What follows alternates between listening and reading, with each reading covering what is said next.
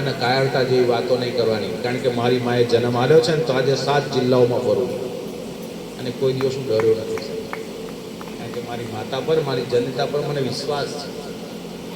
અને હું દશરથ મહારાજને કહું, હજુ તો સાહેબ આપણે કંઈક કામ કરવાના બાકી છે. એટલે સજ્જનો જીવનમાં છે ને કાયરતા નહીં અપનાવવાની, કોઈ દિવસ જીવનમાં કાયર પણ બોલવું નહીં. એટલે માટે કહું છું,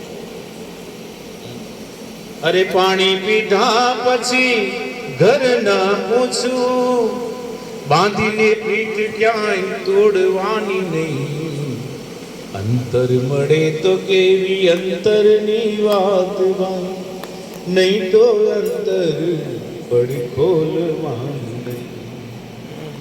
દોરંગી દુનિયા ફાવે તેમ બોલે ભાઈ. આ દોરંગી દુનિયા કોને કહીશ કહું? તમે ભજન કરશો ને તો કે મોટો ભક્તોળી થઈ ગયો એમ કે, તાર નહીં કરો ને કે કશું કરતોય નહીં. તમે નહીં કશું કરો ને કે કશું આય કરો પણ કશું કરી દો, અને તમે કશું કરશો ને કે કોઈને ઉભા દેખાય. પણ જીવનમાં કહ્યું છે, આ બેનો વસ્તુ બીજો રસ્તો છે, સત્સંગની વાત કોઈ જાણ છોડવાની. દુનિયા ગમે તે થાય અને ગમે તે કરે, પણ આપણે સત્સંગને છોડવું. આપણે જે રસ્તા પર વાટ પકડી છે ને એ આપણને ચોક્કસ ખાતરી છે, આપણને ખાતરી છે.